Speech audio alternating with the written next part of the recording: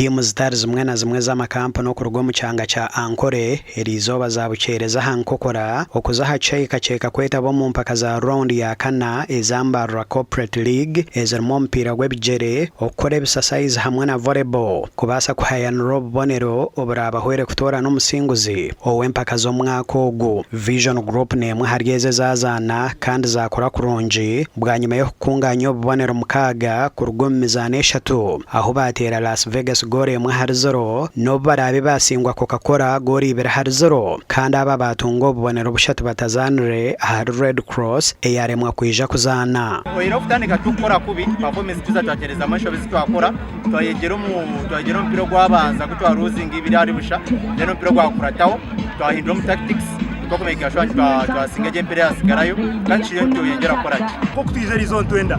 But then there's always a better opponent. You can get a draw, you can lose.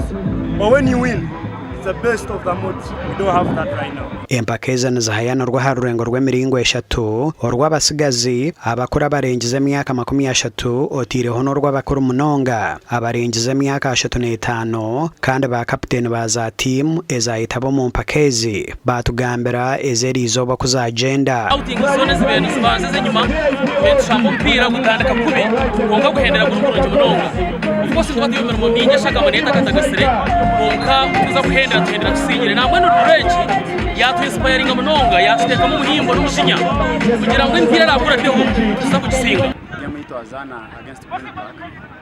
Of course was on side no ndo singe ponka. It was a big team. Aboko it's one of the leading teams in Green Park. Because if the team is leading 72 teams, it's not a simple team. Umwaka gw'enkumira Bernina tuzire kare kani twe bad ya big family ya Mbarara Corporate League. Ata abo mwako tuiza mu ko abantu tubasa kungani itekate ko mwako kwiza cyangwa twiramani minzi munonga aho twabasa gutera nayiro buru warize na goremwe hari busha kandi aho twangwa draw na aba lato milk ninde baturukubi. Mbarara Corporate League is one of the most organized leagues in Uganda. In fact abantu abakufollowing munonga nibija kumanya ngu 4 years back, we were rated under Kampala, the Kampala Corporate League. But right now, Mbarara Corporate League is at the top of the food chain. Empakeza nzabaho barusande ya kabiri burkwezi kandi neza kuhendera okwezi ku 12 ndi Edwin Ram ahabwa TV West Agacencwire.